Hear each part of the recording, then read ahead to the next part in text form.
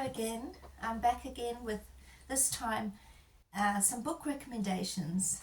Definitely, if you're a Christian and you'd like to be reminded and stirred up about seeking God's presence, Tommy Tenney, this is an amazing book. I'm going to read a little bit from it in my series leading up to Easter.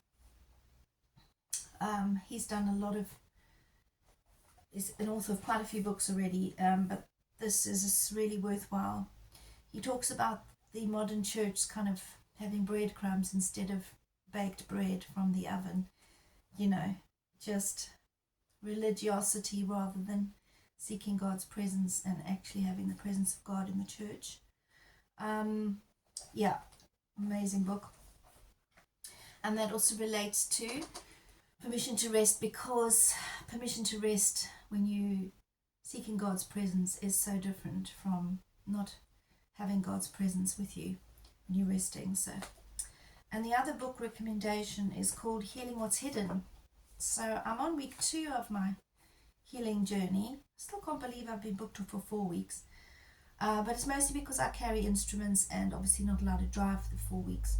But apparently, looking up and doing some research, the internal organs can take up to 6 weeks to heal. And it feels like I'm healing hidden things, even though there's some bruising. And interestingly, this book is called Healing What's Hidden. It's by Evan and Jenny Owens, and it's practical steps to overcoming trauma. My goodness, it really is practical. It's quite a difficult read if you're not really committed to it, because there are work sections where you can answer questions, but I didn't answer them all. The reading the book itself was enough for me, and I thought when I had more emotional capacity, I'd go back and work through all the other sections. It also has scan codes and things in it that can be helpful.